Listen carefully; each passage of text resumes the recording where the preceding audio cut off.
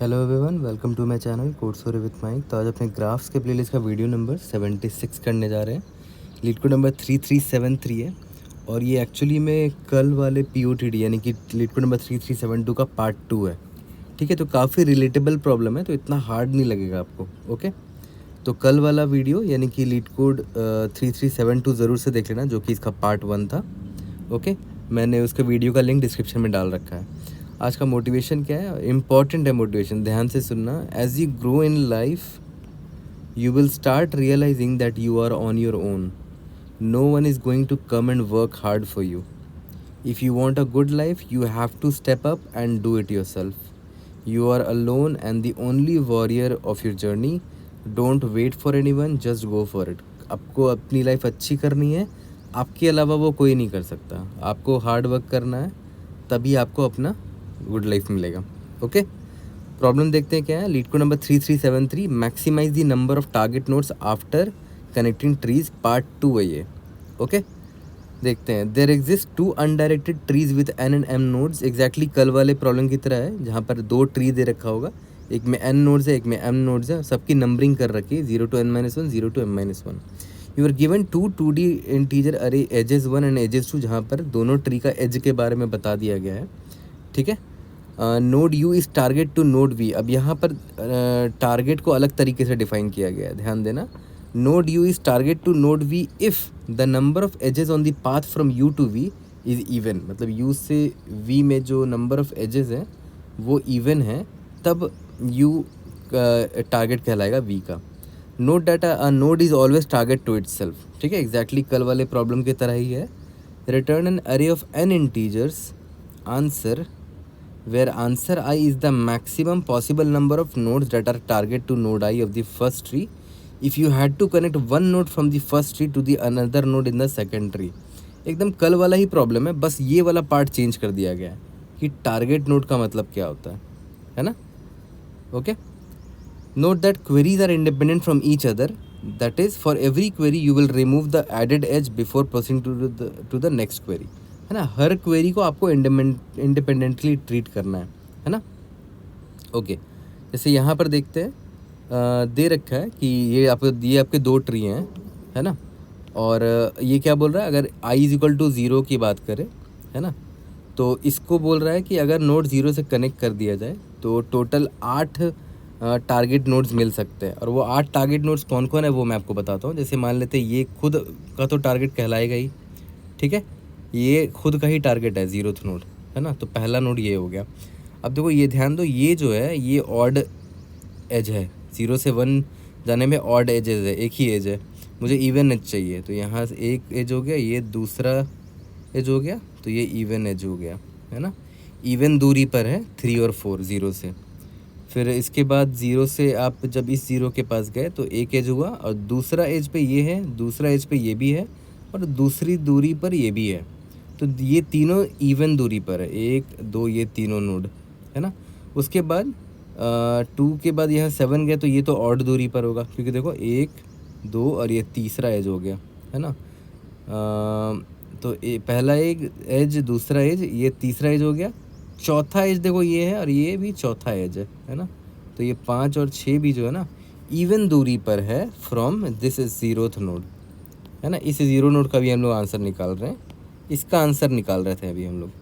तो इससे इवन दूरी पर इतने सारे नोड्स हैं जिनको मैंने गोला किया है, 1 2 3 4 5 6 7, और ये खुद नोड जो 0 है वो 8 है। तो देखो इसका आंसर 8 है, यहाँ पर दिख रहा होगा आपको आउटपुट में, इसका आंसर 8 है। ठीक है, एक और का मैं दिखा देता हूँ। I इज इक्वल टू 2 का आंसर निकालते हैं ना, मतलब सेकंड वाले नोड का आंसर निकालते हैं। ये सेकंड नोड है, ठीक है।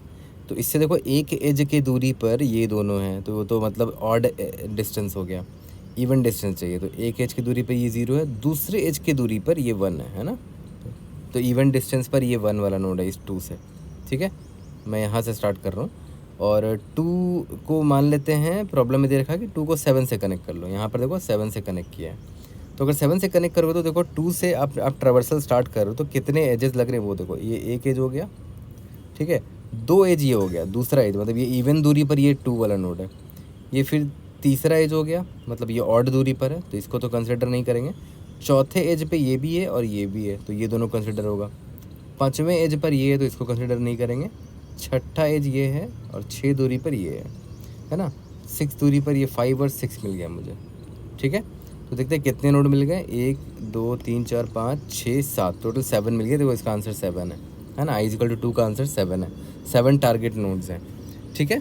तो अल्टीमेटली प्रॉब्लम तो बड़ा आसानी से समझ में आ गया है कि हर नोड के लिए इन ट्री 1 हर नोड के लिए हमें ये काउंट निकालना है कि कितने ऐसे नोड्स हैं जो इवन डिस्टेंस पर हैं इससे। उसमें आपको एक छूट क्या मिलेगा कि आप हर एक नोड का आंसर निकालने के लिए किसी भी एक नोड फ्रॉम ट्री 1 आप कनेक्ट कर सकते हो किसी भी एक नोड दूसरे नोड से ट्री 2 से, ठीक है। यहाँ तक क्लियर है। तो सेम कल वाला ही प्रॉब्लम है, बस टारगेट नोड का डेफिनेशन यहाँ पर चेंज्ड है। ओके, तो देखते हैं हमारा थॉट प्रोसेस क्या होगा। इसी एग्जांपल को लेकर चलते हैं। तो यहाँ पर देखो ये ट्री 1 है और ये ट्री 2 है, ठीक है। तो एक काम करते हैं, पहले तो ये समझते हैं कि ट्री 1 में हर एक नोड के लिए टारगेट नोड्स कौन कौन होंगे। जैसे मान लेते हैं अगर मैं 0 से पूछूं तो 0 बोलेगा मेरा टारगेट नोड वो है जो मुझसे इवन दूरी पर है। जैसे ये इससे एक ही एज के दूरी पे है जो कि ऑड है, मुझे इवन दूरी चाहिए। तो 1 2 2 दूरी पर ये है और 1 2 मतलब ये 2 दूरी पर है। मतलब even number of even edges में इस 0 के लिए 3 है और 4 है। और 0 खुद का एक टारगेट नोड है ना। तो 0 के पास कितने टारगेट नोड्स हो गए? टारगेट नोड्स यहाँ पर हो गया 3, एक 0 और एक ये 3 है, एक ये 4, और वो विद इन दिस ट्री है। अभी मैंने एज कनेक्ट करने की बात ही नहीं की है, तो मैं पहले विद इन दिस ट्री निकाल लेता हूँ, उसके बाद एज कनेक्ट करने की बात करेंगे, ठीक है। ओके, तो इसी तरह मुझे निकालना पड़ेगा ये तो मैंने 0 का निकाला, उसके बाद फिर 1 का निकालना पड़ेगा कि 1 से 1 के कितने टारगेट्स नोड है। 0 तो नहीं होगा क्योंकि इवन दूरी और दूरी पर है, तो 2 हो सकता है उसके लिए, है ना। सिर्फ 1 के लिए टोटल 2 टारगेट नोड्स हो गए, एक 1 खुद और एक ये 2, ठीक है। तो इसको निकालने का एक बहुत सिंपल तरीका ये है। अगर आप एक छोटा सा सिंपलर एग्जांपल देखो, मान के चलते हैं आपके पास एक ऐसा ग्राफ है, ठीक है। मान लेते हैं ये 0th नोड है, ये फर्स्ट नोड है, ये सेकंड नोड है, थर्ड नोड है। और अगर मैं आपसे पूछूं कि इस 0 के लिए कौन कौन से नोड है जो इवन दूरी पर है, ठीक है। तो ये तो एक दूरी पर हुआ, ये 2 दूरी पर ये हो गया ना।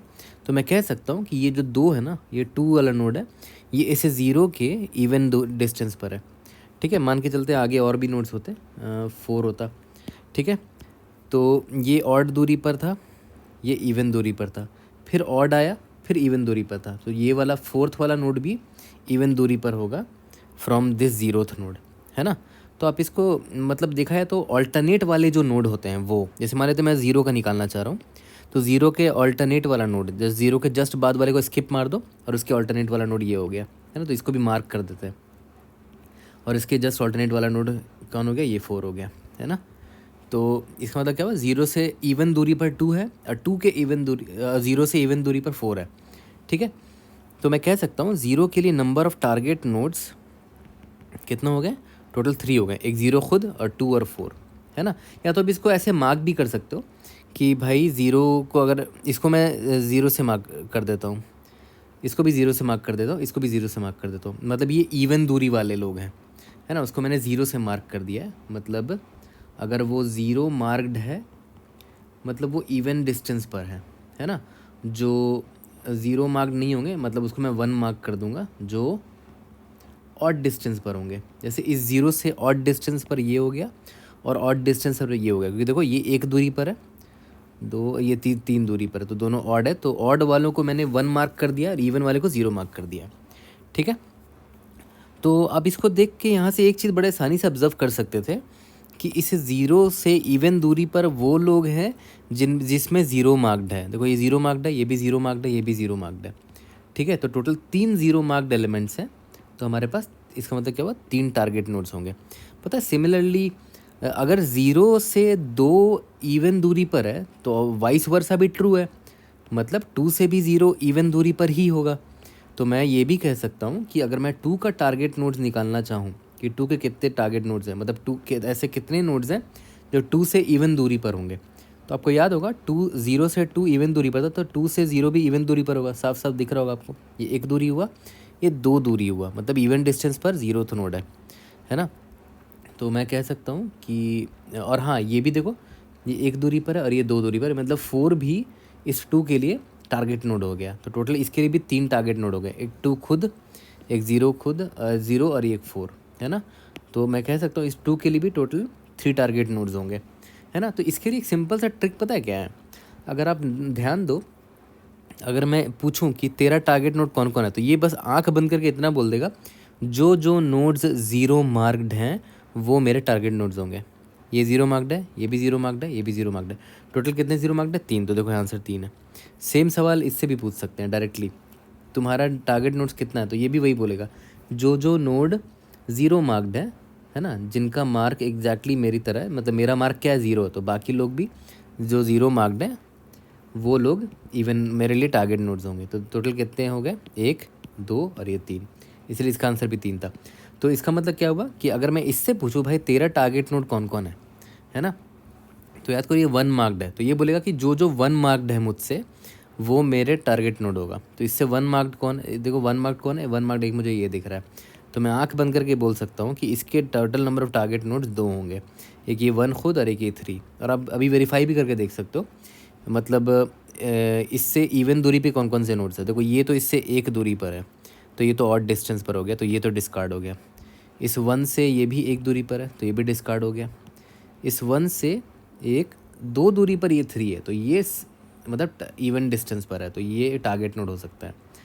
उसके बाद ये 3 दूरी पर है, तो ये भी डिस्कार्ड हो गया, है ना। तो नोटिस करो इस नोड के लिए इवन दूरी पर कौन सा नोड है, ये 3 है ना। तो आपको हर बार ऐसे जंप मार मार के देखना नहीं पड़ेगा, आप बस सब में एक बार मार्किंग कर दो, इसमें 0 ऑल्टरनेट करके मार्किंग कर दो, ये 0 है 1 है, 0 है 1 है, 0 है 1 है। तो आपने ऑल्टरनेट मार्किंग कर दी ना, उसके बाद आप ब्लाइंडली किसी भी नोड का टारगेट नोड्स का काउंट बता सकते हो। जैसे मान लेते हैं आप इसके पास आए, आपने देखा इसकी मार्किंग क्या है, इसकी मार्किंग 1 है, तो बस इतना आंख बंद करके बता दो कि टोटल ऐसे कितने नोट्स थे जिसकी मार्किंग 1 थी, है ना। तो 1 मार्क कितने थे मेरे पास? 1 मार्क मेरे पास एक ही थे, ये रहा एक था, है ना, और एक ये भी था। तो टोटल 2 ऐसे नोट्स थे जिनका 1 मार्क था। तो मैं ब्लाइंडली कह सकता हूँ इसके टारगेट नोट्स टोटल 2 होंगे, है ना। यहाँ तक क्लियर है। सिमिलरली अगर 4 से पूछोगे तो इसका total number of target notes कितना होगा, ब्लाइंडली कैसे बताओगे? देख लो कौन कौन 0 मार्क्ड है, क्योंकि देखो 4 क्या है, 4 0 मार्क्ड है ना। तो और कितने लोग हैं जो 0 मार्क्ड है? 1, 2, तो टोटल कितने हो गए? 3 टारगेट नोट्स हो गए। 4 खुद हो गया, और एक 2 हो गया, और एक ये 0 हो गया, है ना। इसका मतलब क्या हुआ कि ये लोग इवन दूरी पर है। देखो खुद प्रूफ हो जाएगा, 1 दूरी, 2 दूरी, 2 दूरी पर ये 2 है, 3 दूरी, 4 दूरी पर ये 0 है। इसका मतलब ये और ये इस 4 के टारगेट नोट्स थे। यहाँ तक क्लियर है। तो देखा जाए तो पता है मैं क्या करूँगा, मेरे लिए एक बड़ा बढ़िया शॉर्टकट मुझे तरीका क्या मिल गया कि मैं इस वाले ट्री में एक बार ट्रैवर्स करूँगा और सब में मार्किंग लगा दूँगा, 0 1 0 1 करके ऑल्टरनेट करके मार्किंग लगा दूँगा, ठीक है। और फ़र्क नहीं पड़ता कि आप कहाँ से DFS स्टार्ट करो, ट्रैवर्सल कहाँ से करो, या तो आप 1 से करो और सब में मार्किंग स्टार्ट करो। जैसे मान लेते हैं 1 से आपने स्टार्ट किया, तो इसमें आपने 0 मार्क किया, फिर इसके आगे गए तो ऑल्टरनेट करना है, 0 के बाद 1, फिर ऑल्टरनेट करना है 1 के बाद 0, फिर ऑल्टरनेट करना है 0 के बाद 1, फिर यहाँ पर ऑल्टरनेट करना है, तो ये 0 था यहाँ पर, तो यहाँ पर हो जाएगा 1, ठीक है। तो देखो हमने मार्किंग कर दी, ओके। अब मार्किंग कर दी तो अब आप ब्लाइंडली बता सकते हो कि इस 0th नोड का कितना टारगेट नोड्स होगा with in this tree only. अभी मैं इसी ट्री की बस बात कर रहा हूँ। तो मैं पूछूंगा 0 तेरा मार्किंग क्या है, 0 पे का मेरा मार्किंग 1 है, तो मैं ब्लाइंडली ये ढूंढ लूँगा कि कितने ऐसे नोड्स हैं जिनका मार्किंग 1 था, 1, 2 और ये खुद 1 0 वाला नोड 3। तो मैं कह सकता हूँ कि 0 का total number of target nodes कितने हैं? 3 है, ठीक है। यहाँ तक क्लियर है, ओके। अब चाहे तो आप DFS यहाँ से भी स्टार्ट करते और अल्टरनेट मार्किंग करते, तब भी आपका आंसर सेम आता। मान के चलते हैं आपने 0 से DFS स्टार्ट किया, DFS आपने यहाँ से हिट मारा और आपने इसको 0 मार्क कर दिया। अब आप अल्टरनेट मार्किंग कर रहे हो, इधर गए तो इसका मार्किंग 0 था, तो इसका मार्किंग आपने 1 कर दिया अल्टरनेट। फिर इसके नेबर पे गए तो इसका मार्किंग 0 कर दिया, इसके नेबर पे गए इसका मार्किंग 0 कर दिया, फिर इसके नेबर पे यहाँ पर गए तो इसका 0 था ना, तो इसके जस्ट नेबर में अल्टरनेट डालो यानी कि 1 डाल दिया, ठीक है। अब फिर से वही सवाल करो, 0 से पूछो कि तुम्हारा कितने टारगेट नोड्स है, तो 0 बोलेगा पहले बताओ मेरा मार्किंग क्या है, 0 का मार्किंग क्या है, देखो तो 0 है, 0 का मार्किंग 0 था ना, तो ऐसे कितने नोड्स हैं जिनका मार्किंग 0 है? 1 2, इसका भी मार्किंग 0 है और इसका भी मार्किंग 0 था। टोटल 3 नोड्स हो गए। तो अभी भी 0 के टोटल कितने टारगेट्स नोड निकल कर आए? 0 के अभी भी टोटल 3 टारगेट्स नोड निकल कर आए। यहाँ तक क्लियर है? तो एक स्टेप तो बड़ा अच्छे से क्लियर हो गया आसानी से। स्टेप 1 क्या होगा कि ट्री 1 में मैं DFS लिखूँगा, DFS हिट करूँगा, किसी भी नोड से DFS हिट कर सकता हूँ एंड उनमें मार्किंग लगा दूँगा, मार्किंग ऑल्टरनेटिवली, है ना, ऑल्टरनेटिवली मार्किंग लगाऊंगा 0 एंड 1 से। ठीक है, यहाँ तक क्लियर है? ऑल्टरनेट मार्किंग करने से फ़ायदा क्या हो रहा था वो मैंने आपको दिखा दिया कि आप एक बार में ये बता सकते हो कि टोटल कितने टारगेट नोड्स है किसी भी नोड का, है ना, किसी भी नोड का, बस एक बार मार्किंग करने की देरी है। ठीक है, तो ये एक इम्पॉर्टेंट स्टेप हमारा क्लियर हो गया। बट अभी तक हमने बस क्या ढूंढा है? अभी तक बस हमने ये ढूंढा है कि with in tree 1 her node का कितने टारगेट नोड्स है।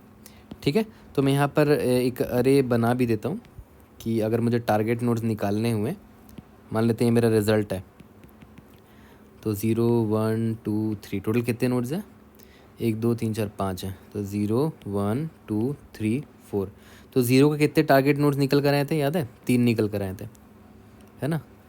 यहाँ पर फिर से मैं करके दिखाया तो इसका मार्किंग मैंने 0 किया, मार्किंग करते हैं, मान लेते हैं DFS मैंने यहाँ से स्टार्ट किया, तो इसकी मार्किंग मैंने 0 करी और इसके नेबर जो भी थे उनमें ऑल्टरनेट मार्किंग करी। इसके नेबर ये है तो ऑल्टरनेट मार्किंग 1 कर दिया, इसका नेबर ये है तो ऑल्टरनेट मार्किंग 1 कर दिया।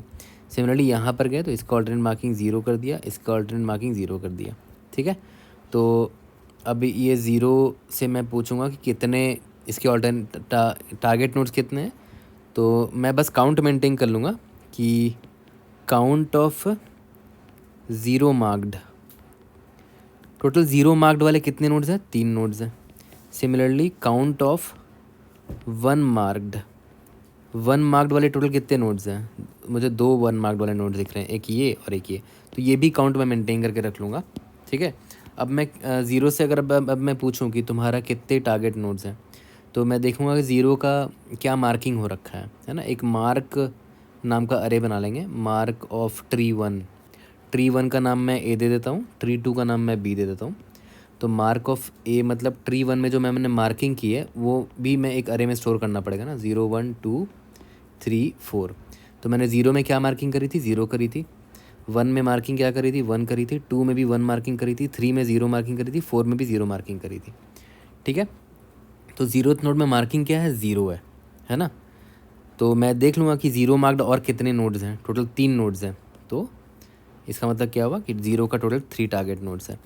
सिमिलरली अब अगर मैं पता करूं कि मुझे 2 का जानना है कि 2 के कितने टारगेट नोड्स होंगे, तो 2 का मार्किंग क्या है पहले वो देखते हैं। 2 का मार्किंग 1 है ना। तो मैं देखूंगा कि ऐसे और कितने नोड्स हैं जिसमें 1 मार्किंग कर रखी है। तो काउंट ऑफ 1 मार्क नोड्स मैंने ऑलरेडी मेंटेन कर रखा है, ये रहा 2 है ना। तो मैं ब्लाइंडली बोल सकता हूँ कि टोटल 2 टारगेट नोड्स होंगे इस नोड 2 के। सिमिलरली इस 1 से पूछता हूँ, 1 वाले नोड से, इसकी मार्किंग 1 है ना। तो टोटल 1 मार्क्ड कितने नोट्स थे? 1 मार्क्ड वाले 2 नोट्स थे, है ना। तो मैं यहाँ पर 2 लिख सकता हूँ ब्लाइंडली। ओके, सिमिलरली इस 3 से पूछूंगा, इसकी वैल्यू 0 है, तो 0 मार्क्ड वाले कितने नोट्स थे? 3 थे, तो मतलब 3 टारगेट नोट्स होंगे।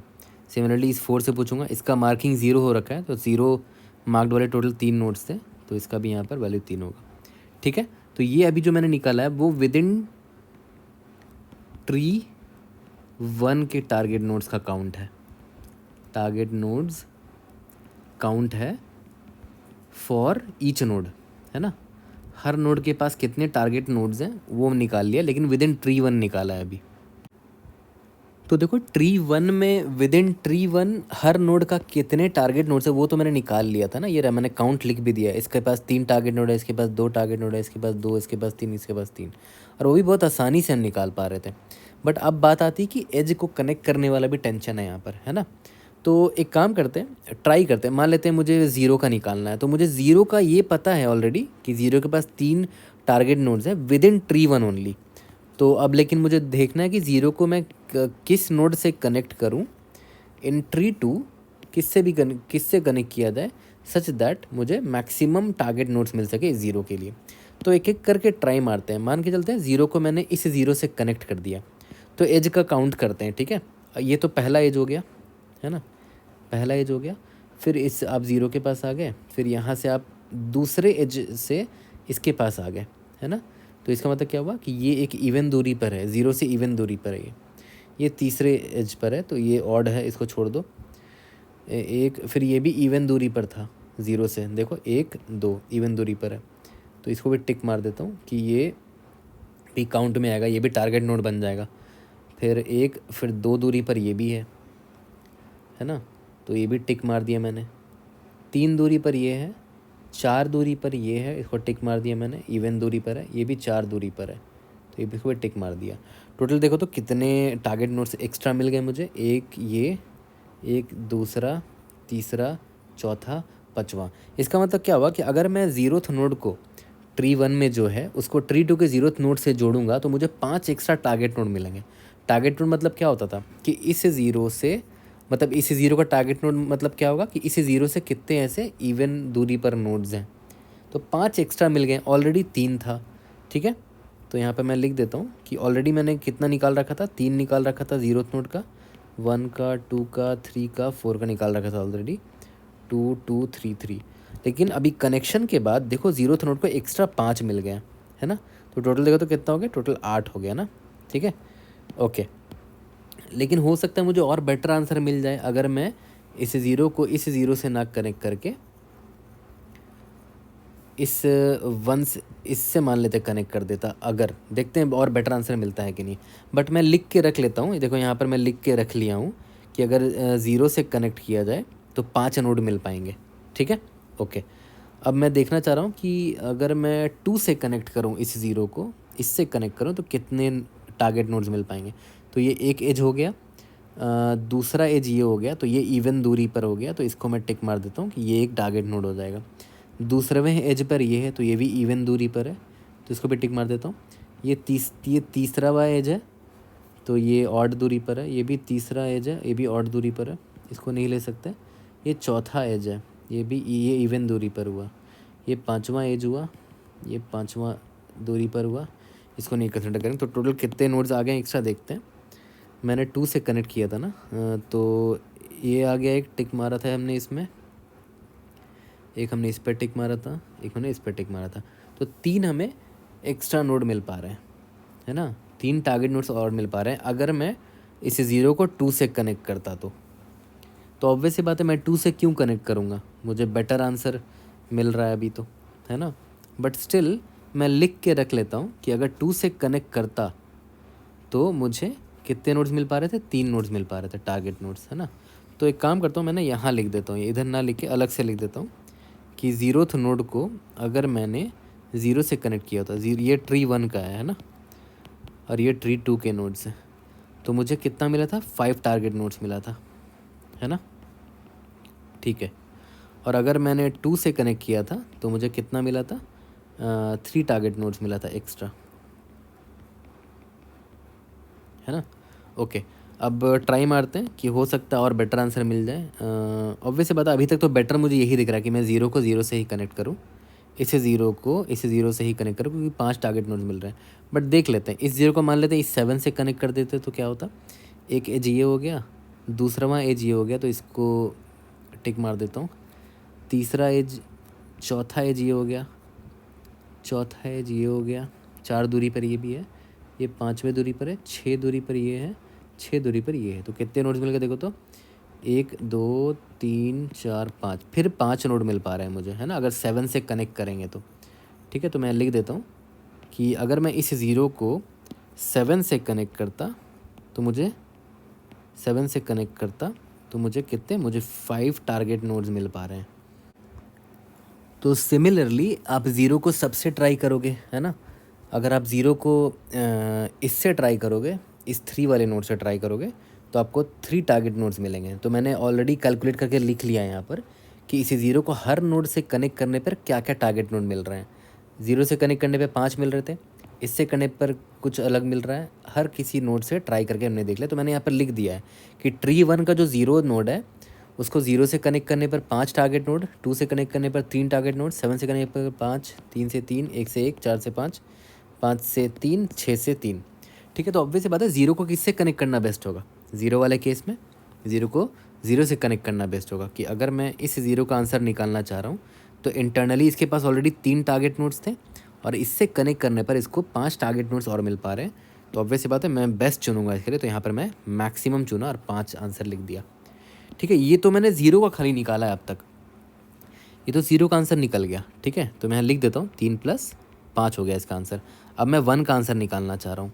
अब फिर से मैं वही काम करूँगा क्या कि 1 को एक बार 0 से कनेक्ट करूँगा, 1 को एक बार 2 से कनेक्ट करूँगा, देखूँगा क्या आंसर है। 1 से एक बार 7 से कनेक्ट करूँगा, 1 को एक बार इससे कनेक्ट करूँगा, फिर इससे, फिर इससे, फिर इससे, फिर इससे। तो हर किसी से कनेक्ट करके दोबारा चेक करोगे क्या? अगर आप ध्यान दो, अब एक रिपीटेटिव काम कर रहे हो। देखो वो रिपीटेटिव काम क्या है वो समझो।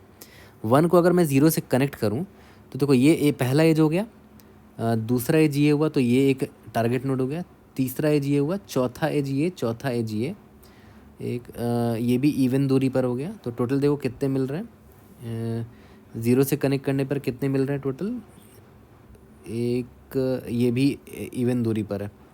ठीक है, 1 2 3 4 5 नोड मिल रहे हैं अगर मैं 0 से कनेक्ट करूँ तो।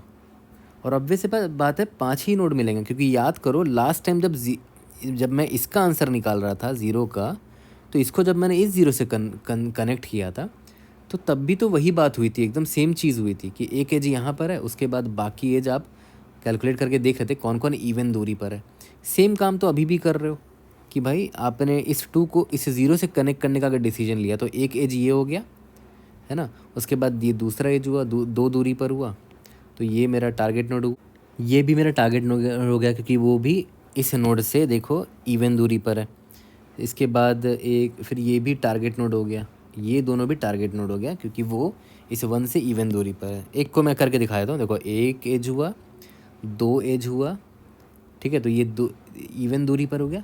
तीसरा एज है तो ये इवन दूरी पर नहीं है, चौथा एज ये हुआ, ये भी चौथा एज हुआ है ना, इसका नेबर चौथा एज है, 4 दूरी पर है, तो ये लोग भी इवन दूरी पर है, तो ये लोग टारगेट नोड्स हो गए। तो फिर से देखो वही 5 नोड मुझे मिले हैं टारगेट में, है ना।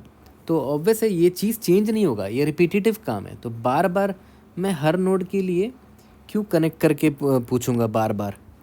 अगर मैंने स्टार्टिंग में जब निकाल ही दिया था कि ये 0 से कनेक्ट करने पर 5 नोड्स मिल सकते हैं, 2 से कनेक्ट करने पर 3 नोड्स मिल सकते हैं, 7 से कनेक्ट करने पर 5 नोड्स मिल सकते हैं एंड सो ऑन। ठीक है, 3 से कनेक्ट करने पर कितने मिल सकते हैं, 3 मिल सकते हैं, 1 से 3, 4 से 5, इससे 5 मिल सकते हैं, 5 से 3, 6 से 3, इससे 3, इससे भी 3 मिल सकते हैं। तो ऑब्वियस बात है सेम चीज़ अभी भी होगा, इस 2 के लिए भी सेम चीज़ अभी होगा। वो इससे पूछेगा तो 5 नोड मिलेंगे, इससे पूछेगा तो 3 नोड मिलेंगे एंड सो ऑन। तो फिर से हम वही काम करेंगे, जो मैक्सिमम होगा उसी से कनेक्ट करेंगे। तो मैक्सिमम मुझे ये दिख रहा है 0 या तो 7 भी दिख रहा है, किसी से भी कनेक्ट कर सकते हो, जो मैक्सिमम उसी से कनेक्ट करोगे। तो आप इस 1 को भी इस 0 से ही कनेक्ट करने की कोशिश करोगे तो आपको ज़्यादा से ज़्यादा टारगेट नोड मिल जाएंगे। याद करो इस 1 के पास ऑलरेडी 2 टारगेट नोड थे, अभी 0 से कनेक्ट करने पर इसको 5 टारगेट नोड और मिल गए, है ना। तो यहाँ पर मैंने 5 ऐड कर दिया। ठीक है, तो इस बार क्या हुआ, आपने आंसर इस बार किसका निकाला है, नोड नंबर 1 का निकाला है। तो सेम काम यहाँ पर हो जाएगा, इस बार 0th नोड नहीं है ट्री 1 का, इस बार ट्री 1 का 1 वाला नोड है। ठीक है, और ये राइट हैंड साइड में जो आंसर है 5 3, ये तो कांस्टेंट है। इसको रिपीटेटिव काम आप क्यों करोगे बार बार, तो इसको मैं पहले ही स्टोर करके रख लूँगा, है ना। या तो इसको स्टोर करके रख लूँगा, या तो हर बार मुझे इसका मैक्सिमम ही वैल्यू तो चाहिए।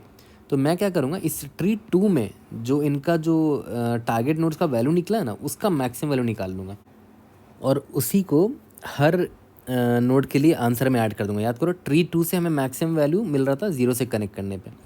ठीक है, तो चाहे आप इस 3 को इस 0 से कनेक्ट करो तो इस 3 को भी एक्स्ट्रा 5 टारगेट नोड्स मिल जाएंगे इस 0 से कनेक्ट करने पे।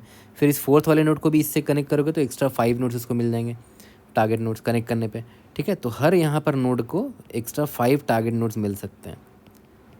ठीक है, मतलब मैक्सिमम टारगेट नोड जो ट्री 2 से मुझे मिल पा रहा था वो 0 से कनेक्ट करने पर मिल पा रहा था। और कितना मिल पा रहा था, 5 मिल पा रहा था, क्योंकि 0 से कनेक्ट करने पर 5 टारगेट नोड मुझे मिल पाएंगे, 1 2 3 4 और ये 5। ठीक है, तो यहाँ पर देखो आंसर मेरा आ गया 5 3 8 7 7 8 8, यही इसका आंसर भी था। देखो यहाँ पर है ना 8 7 7 8 8। ओके, तो अब लास्ट पार्ट क्या आता है कि भाई जो अभी मैंने ट्री 2 में जो मैक्सिमम वैल्यू निकाला ना, मैक्सिमम टारगेट, वो कैसे निकाला जाए, तो वो भी निकालना बहुत आसान है। अगर आप नोटिस करो, हमने ट्री 1 में याद है मार्किंग किया था, ट्री 1 में हमने 0 1 0 1 करके मार्किंग किया था ना, सेम इसमें भी आप मार्किंग कर सकते हो। देखो कैसे, इसको मैं कॉपी कर लेता हूँ। ट्री 2 पर फोकस करना है ना। तो याद करो, हमने 0 से इसको कनेक्ट किया था ना, इस 0 को इस 0 से कनेक्ट किया था। और याद है जब मैंने इस पर DFS लिखा था तो इसकी मार्किंग मैंने 0 करी थी, है ना। तो अब इसका जस्ट नेबर कौन बन जाएगा, ये बन जाएगा। तो इसकी मार्किंग मैं क्या करूँगा, 1 करूँगा, है ना, क्योंकि हमें अल्टरनेट मार्किंग करना होता है। ठीक है, तो ट्री 2 में मान के चलते हैं DFS आपने यहाँ से स्टार्ट किया और इसकी मार्किंग 1 से स्टार्ट की, मान के चलते हैं 1 से स्टार्ट करा। और ये 1 क्यों हो पा रहा है, क्योंकि देखो इस 0 का जो वैल्यू है, सॉरी इस 0 से आपने कनेक्ट किया ना, और इसका जो मार्किंग था वो 0 था, तो जस्ट इसका अल्टरनेट मार्किंग इसका करेंगे, है ना। ऐसे ही तो मैंने आपको सिखाया था कि अल्टरनेट मार्किंग बस करना है। तो अब देखो ध्यान देना, ये 0 हो गया, इसके बाद इसका नेबर ये 0 हो जाएगा, इसका नेबर ये 1 हो जाएगा। तो मार्किंग मैं करता चला जा रहा हूँ, इसका 0 हो जाएगा, इसका 0, इसका 1, इसका 0, इसका 0। ठीक है, अब एक चीज़ ध्यान दो, इस 0 से इवन नंबर पर कितने लोग हैं, इस 0 से इवन नंबर, इवन डिस्टेंस पर एक ये है, ये है, एक ये है और ये एक ये है ना, और एक ये भी है। ठीक है, तो काउंट कितना, देखो तो काउंट 5 है ना। और याद करो 5 ही नोट्स निकलने वाले थे। ओके, तो आप या तो ऐसा कर सकते हो कि जब आप इस पर DFS कर रहे हो, है ना, तो कितने नोट्स पर 1 मार्क्ड है, 1 मार्क्ड नोड्स कितने हैं, 3 हैं। 0 मार्क्ड नोड्स कितने हैं टोटल, 0 मार्क्ड नोड्स 5 है ना। ये 1 मार्क्ड नोड है, तो दोनों में से जो मैक्सिमम होगा मैं उसी को चुनूंगा। ऑब्वियस बात है, देखो 5 0 मार्क्ड नोड कितने हैं, 5 है टोटल, है ना। और वो कौन कौन नोड है दिखा देता हूँ मैं आपको, ये साफ साफ आपको दिख रहा है 0 मार्क्ड नोड है। ठीक है, और आप चाहते हो कि वो मेरे टारगेट नोड्स बन जाए, तो ऑब्वियस ही बात है आप इस 0 को इस 0 से कनेक्ट करोगे तभी ये और ये उसके टारगेट नोड्स बन पाएंगे। ओके, तो ऑब्वियस ही बात है आप ऐसे कनेक्ट करके DFS तो नहीं हिट करोगे, मतलब ट्री 2 पे अलग से DFS लिखो हिट करोगे ना। तो ट्री 2 पे आप कहीं से भी DFS स्टार्ट कर सकते हो। मान लेते हैं ट्री 2 पे आपने 0 से DFS स्टार्ट किया। ठीक है, तो याद करो DFS मैंने जब लिखा था ट्री 1 के लिए, तो मैंने यहाँ पर DFS 0 से स्टार्ट किया था, मतलब 0th नोड को 0 मार्किंग से स्टार्ट किया था। तो यहाँ पर भी 0 से ही कर देते हैं, कोई दिक्कत नहीं है। ये 0 1 ये 0 हो जाएगा, ये 0 1 ये 0 ये 1 ये 0 ये 1 और ये 1 हो जाएगा। तो इस बार देखो क्या हो रहा है, इस बार 0 मार्क्ड वाले 3 हो जा रहे हैं और 1 मार्क्ड वाले 5 हो जा रहे हैं। क्यों, क्योंकि मैंने ये एज अभी कंसिडर नहीं किया ना, ये तो डिस्कनेक्टेड है अभी, है ना। मैंने अलग से इसका भी DFS निकाला है। जब ये कनेक्ट हो जाएगा ना, तब ये एक एज ये हो जाएगा, उसके बाद ये इवन हो जाएगा, ये इवन हो जाएगा, ये ऑड हो गया, ये इवन हो जाएगा। ठीक है, तो उस केस में यहाँ अगर 0 हुआ तो ये 1 बन जाएगा, फिर ये 0 बन जाएगा एंड सो ऑन। तो ये कनेक्ट करने का झंझट अभी मत रखो, आप सिंपली क्या करो, सिंपल लाइफ बनाने के लिए आप ट्री 2 पे अलग से DFS कर लो, है ना। ट्री 2 पे अलग से DFS कर लो, 0 से स्टार्ट कर लो। सेम DFS इसके लिए भी कर दो, बस यहाँ पर 0 से मार्किंग स्टार्ट करो, इधर भी 0 से ही मार्किंग स्टार्ट किया था। ठीक है, तो 0 1 0 0 1 1 0 1 1 किया। 0 का काउंट कितना है, इस बार 3 है, और 0 मार्क 3 है और 1 मार्क नोट्स 5 है। तो दोनों में से मैक्सिमम ले लो ना, मैक्सिमम क्या दोनों का, मैक्सिमम 5,3 5 है ना। तो हमारा 5 टारगेट नोट्स मिलना पॉसिबल है इस ट्री नंबर 2 से। ठीक है, यहाँ तक क्लियर है। ओके, तो देखा जाए तो ये स्टेप भी हमारा क्लियर हो गया। तो हमारा स्टोरी पॉइंट देखा जाए तो बहुत सिंपल था एक्चुअली में ये प्रॉब्लम। स्टोरी पॉइंट्स बहुत सिंपल था। सबसे पहला क्या था कि with in tree 1 target nodes का काउंट निकाल लो, टारगेट नोड्स काउंट निकाल लो रिजल्ट अरे में। ठीक है, कैसे निकालोगे, DFS हिट कर देना। ठीक है, और मार्क कर देना, मार्किंग से ही तो हेल्प हो रहा है मेरा, है ना। Mark alternatively, okay.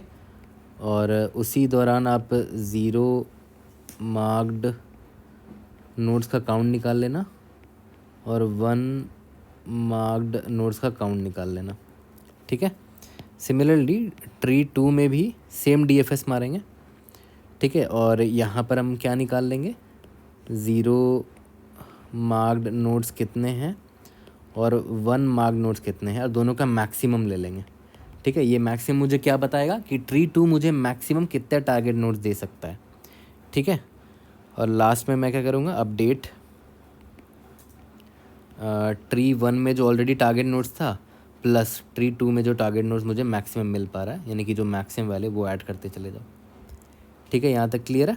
ओके, तो ट्री 1 में याद है कैसे निकालते थे कि सबसे पहले जो मार्किंग हमने क्रिएट करा था, मार्किंग वाला जो एक अरे क्रिएट किया था, ठीक है, अगर इसका मार्किंग 0 है, मेरे 0th नोड का मार्किंग 0 है, तो मैं देखता था कि 0 नोड वाले 0 मार्क्ड वाले नोड्स का काउंट कितना है, तो उतना ही इसका टारगेट नोड्स भी होगा। ठीक है, मान लेते हैं x था तो x होगा एंड सो ऑन। ठीक है, उसके बाद फर्दर जो मैक्स वैल्यू यहाँ से ऐड ट्री 2 से वो मैं इस x में ऐड कर दूंगा यहाँ पर। ठीक है, तो अभी कोड करेंगे तो एग्जैक्टली लाइन बाय लाइन वही करेंगे जो समझाए हैं, और टाइम और स्पेस कॉम्प्लेक्सिटी वहीं पर देख लेंगे। तो चलो जल्दी से इसका कोड कर लेते हैं। n मेरा number of nodes in tree 1 है, यानी कि ट्री नंबर a। ठीक है, और ये मेरा ट्री बी में टोटल नंबर ऑफ नोड्स इतने हैं। प्रॉब्लम में दे रखा कि number of nodes is equal to number of edges plus 1। ठीक है, तो उसके बाद मैंने क्या बोला था कि एडजेसेंसी लिस्ट बना लेते हैं। ट्री ए का एडजेसेंसी लिस्ट ये होगा, ट्री बी का एडजेसेंसी लिस्ट ये होगा, और दोनों को पॉपुलेट करते हैं। तो पॉपुलेट करने का लॉजिक तो सेम ही होगा, फॉर लूप लिखना है और एजेस से पार्स करना है एजेस को, और एडजेसेंसी लिस्ट भरते जाना है। तो दोनों के लिए सेम ही फॉर लूप लिखना होगा। तो एक काम करते हैं, कॉमन फंक्शन लिख देते हैं दोनों के लिए, गेट ए डी जे लिस्ट, एडजेसेंसी लिस्ट लिखने का, या तो गेट ए डी जे नाम का एक फंक्शन लिख लेते हैं।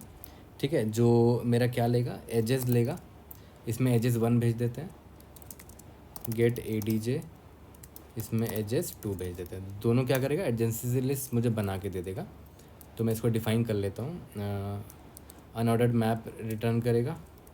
ठीक है, गेट ए डी जे, और ये क्या ले रहा है, vector of int and A D जे। ठीक है, एंड नहीं सॉरी एजेस। ठीक है, एक ए डी जे बनाते हैं for auto and edge in edges. ठीक है, int U is equal to edge of 0, int V is equal to edge of 1। ठीक है, A D J of U dot push underscore back V, मतलब U से V एक edge है। Similarly A D J of V dot push underscore back U है, मतलब we से you से वी एक एज है और वी से यू एक एज है। ठीक है, लास्ट में हम क्या करेंगे, रिटर्न ए डी जे कर देंगे। तो हमने एक कॉमन फंक्शन लिख दिया जो कि एडजेसेंसी लिस्ट बना के दे देगा मुझे, अगर मैं उसको एजेस पास करूँगा। तो एजेस 1 और एजेस 2 पास किया, मुझे 2 एडजेसेंसी लिस्ट मिल गए यहाँ पर। ठीक है, ओके। अब मुझे क्या करना था, मैंने बोला था कि मैं एक डी एफ एस लिखूँगा। ठीक है, जो D F S 0th node से स्टार्ट करते हैं, और मैंने क्या बोला था कि मार्किंग करना है मुझे हर नोड का। तो मैं वेक्टर ऑफ इंट मार्क ए, मतलब ट्री नंबर ए है उसमें मार्किंग करना है। टोटल नोड्स इसमें कितने n है, अभी मार्किंग नहीं की तो -1 रखते हैं सबको। ठीक है, और मैंने वेरिएबल भी रखने बोला था कि 0 marked count in A is equal to 0, int 1 marked count in B is equal to 0, नहीं काउंट इन ए। ठीक है, तो अभी मैं सिर्फ एक बार ट्रैवर्स कर रहा हूँ, है ना, और उसका आंसर निकालने की कोशिश कर रहा हूँ। ओके, तो 0 भेज दिया, ए डी जे भेज दिया, और साइकिल भी हो सकता है ना, मतलब किसी नोड को आप दोबारा भी विजिट कर सकते हो। तो कल जो पार्ट 1 था इस प्रॉब्लम का, मैंने इसमें बोला था ना कि पेरेंट वेक्टर यूज़ कर लेंगे हम लोग। ठीक है, तो मतलब ऑलरेडी विजिटेड नोड को दोबारा नहीं विजिट करना है मुझे, इसीलिए बस मैं बोल रहा हूँ कि पेरेंट वेक्टर ले लो, कि वापस आप पेरेंट के पास ना चले जाओ। ठीक है, तो अभी 0th नोड से आपने स्टार्ट किया तो इसका तो कोई पेरेंट है नहीं, है ना। ओके, तो -1 मैंने पेरेंट ले लिया, और मैं इसमें पास कर देता हूँ मार्क ए नाम का एक वेक्टर पास कर देता हूँ, और 0 मार्क्ड काउंट वाला वेरिएबल भेज देता हूँ, और 1 मार्क्ड काउंट वाला वेरिएबल भी यहाँ पर भेज देता हूँ। ठीक है, और तो कुछ पास करने की ज़रूरत है नहीं, दैट्स इट, 1 2 3। ठीक है, और डी एफ एस से क्या हो जाएगा, ये मेरा मार्किंग करके फिनिश कर देगा। तो मैं एक काम करता हूँ, लिख देता हूँ यहाँ पर डी एफ एस, इसमें क्या क्या पास कर रहे हैं हम लोग, इंट करंट नोड मेरा क्या है। ठीक है, और मेरा अनऑर्डर्ड मैप जो मैं एडजेसेंसी लिस्ट पास कर रहा हूँ, ठीक है, एंड ADJ, ठीक है, और क्या पास कर रहा हूँ, इंट पेरेंट पास कर रहा हूँ, इसके अलावा int vector of int and mark A पास कर रहा हूँ, और क्या पास कर रहे हैं, ज़ीरो मार्क काउंट और 1 मार्क काउंट वाला वेरिएबल पास कर रहे हैं, तो उसको भी मैं यहाँ पर पेस्ट कर देता हूँ, ठीक है। ये दोनों ही पास कर रहे हैं, और ये DFS सेम DFS फंक्शन मैं ट्री 2 के लिए भी यूज़ कर लूँगा। तो यहाँ पर मार्क ए नाम दे के ना दे के बस मार्क लिख देता हूँ, है ना, ताकि एक जेनेरिक फंक्शन हो जाए और ट्री 1 ट्री 2 के लिए दोनों के लिए यूज़ हो जाए। ओके, और इसके बाद यहाँ पर याद है, मैं यहाँ पर मुझे पहले ही मार्क कर देना चाहिए था कि सिंस मैंने क्या बोला था कि मैं 0th नोड से स्टार्ट करूँगा, तो मार्क ए 0th नोड का मैं मार्किंग 0 कर दिया है ना, मार्क 0th नोड एज 0, क्योंकि वहीं से मैं DFS स्टार्ट कर रहा हूँ, तो मैंने उसका मार्किंग 0 रखा है। उसके बाद ऑल्टरनेट करता चला जाऊँगा, ठीक है। तो यहाँ पर मैं सबसे पहले ये चेक करूँगा कि अगर मार्क ऑफ करंट नोड अगर 0 है, ठीक है, तो 0 मार्क्ड काउंट को मैं प्लस प्लस कर दूंगा। और सिंस ये जेनेरिक फंक्शन है तो काउंट ए हटा दो यहाँ पर, क्योंकि दोनों ट्री के लिए हो सकता है, ट्री नंबर ए और ट्री नंबर बी के लिए हो सकता है, तो जेनेरिक फंक्शन लिखना चाह रहा हूँ मैं। तो 0 काउंट ए हो गया, एल्स अगर मार्क करंट 0 नहीं तो ऑब्वियस है वो 1 होगा, है ना।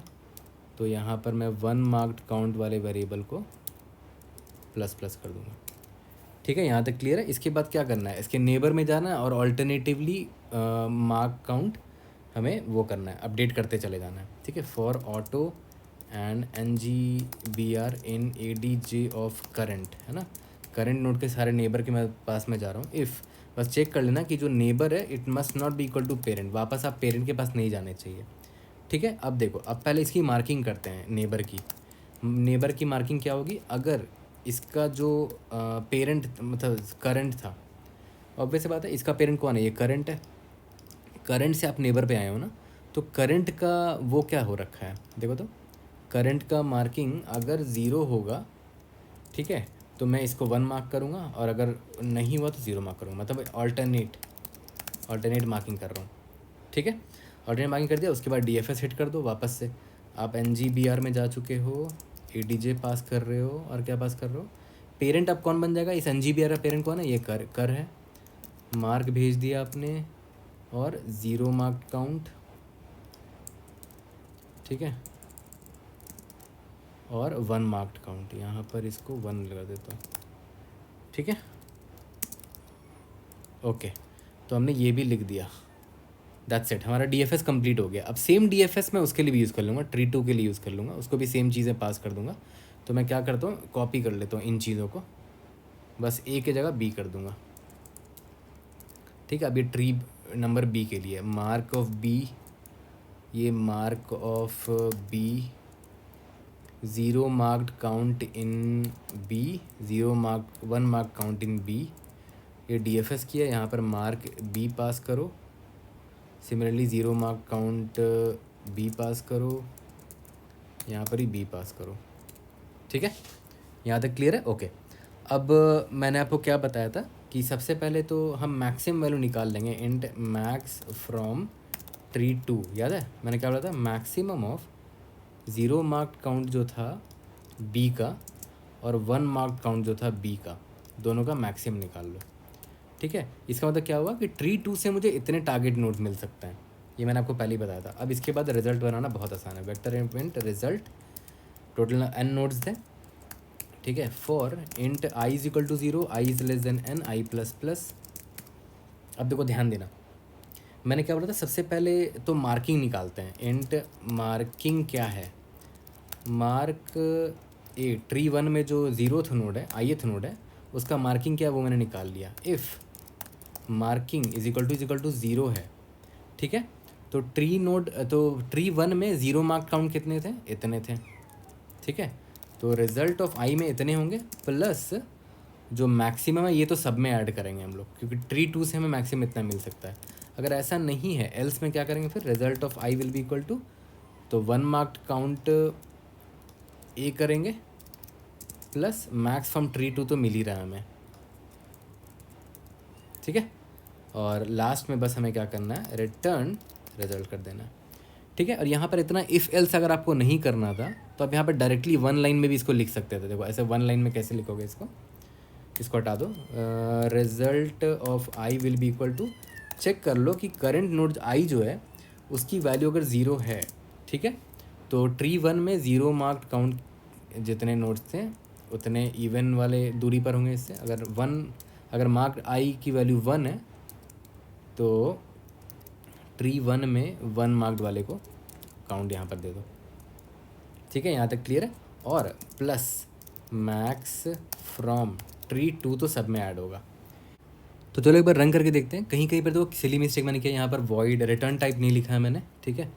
और यहाँ पर नीचे अगर आप यहाँ ध्यान दो, यहाँ पर ए डी जे खाली लिख दिया। तो ए डी जे ए के लिए ये कॉल था, ये ए डी जे बी के लिए कॉल था, ठीक है। और यहाँ पर मार्क खाली लिखा है मैंने, जबकि मैं ट्री वन की बात कर रहा हूँ, तो मार्क ए होगा यहाँ पर, है ना। और देखा है तो मार्क भी कभी काम नहीं आया हमें, है ना। देखो मार्क भी हमने यहाँ लिख तो दिया, बट मार्क भी आगे कभी काम नहीं आ रहा है क्योंकि हमने जेनरिक फंक्शन लिखा है ना। तो मार्क यहाँ पर मुझे सेंड करना ही करना था, तो मैंने इसीलिए बस बना के भेज दिया। असल में तो मार्क ए ट्री वन के लिए था, जो कि मुझे क्या दे देता था कि tree with in tree one कितने टोटल टारगेट नोड्स होंगे हर नोड का, तो इसीलिए मार्क वहाँ हेल्प किया था मेरा। यहाँ पर अगर आप नोटिस करो जो मेरा मार्क बी है ना, तो ट्री टू में एम नोड्स थे टोटल, तो यहाँ पर एम करना भूल गया मैं, एन कर दिया गलती से। ओके रन हो गया है। एक बार देख लेते हैं डीएफएस का टाइम कॉम्प्लेक्सिटी क्या होगा, ओ ऑफ वी प्लस ई, जहाँ वी नंबर ऑफ वर्टिसेस है, ई नंबर ऑफ एजेस है ना। तो यहाँ पर मैंने एक बार डीएफएस कॉल किया है, तो ये हो गया ओ ऑफ वी प्लस ई, और यहाँ पर भी एक बार डीएफएस कॉल किया तो O of V plus E only, ठीक है। और यहाँ पर ओ ऑफ एन है, मतलब नंबर ऑफ वर्टिसेस है, तो ओ ऑफ वी आप कह सकते हो। बस बड़ा सिंपल देखा है तो लीनियर सोल्यूशन आ गया हमारा वी प्लस ई। और space complexity O of V plus E यहाँ पर होगा, total number of vertices into plus total number of edges, O of V plus E, ठीक है। और यहाँ पर आप क्लेरिफाई कर सकते हो इंटरव्यू में कि वी मतलब नंबर ऑफ वर्टिसेस है of tree two, and E मतलब नंबर ऑफ एजेस है ऑफ ट्री टू, है ना। तो यहाँ पर आप V one V two E two कर सकते हो कि ट्री टू में जितने हैं वर्टिसेस और कितने एजेस हैं, ठीक है। यहाँ तक क्लियर है। तो आई होप इसको सबमिट करके देखते हैं। I hope I was able to help.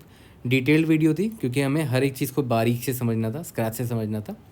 और एक चीज़ मैं आपको आज चलो सिखा देता हूँ कि आपने नोटिस किया होगा मैं यहाँ पर अनऑर्डर्ड मैप यूज़ करता हूँ जनरली हमेशा एडजेसेंसीज बनाने के लिए। आप ना अब आदत डालो कि इसको वेक्टर ऑफ इंट ले लो, मतलब ये ना लेके आप सिंपली इसको वेक्टर ऑफ इंट भी लोगे ना तो भी बात बन जाएगी। एग्जैक्टली वैसे ही कोड लिखा होगा। बस इससे क्या होगा कि अनऑर्डर्ड मैप जनरली स्लो होता है क्योंकि मैप में अंदर हैशिंग वैशिंग भी चलता है, वेक्टर में जबकि ऐसा कुछ नहीं होता। तो जनरली वेक्टर लिया करो। अब से हम ये आदत डालेंगे कि हम अनऑर्डर्ड मैप ना लेके वेक्टर लें जहाँ जहाँ पॉसिबल हो, ठीक है। तो उससे थोड़ा फास्ट हो जाएगा हमारा सोल्यूशन, ठीक है। तो वेक्टर लेके सबमिट करके बताना कि आप सबमिट कर पा रहे हो कि नहीं। See you in the next video. Thank you.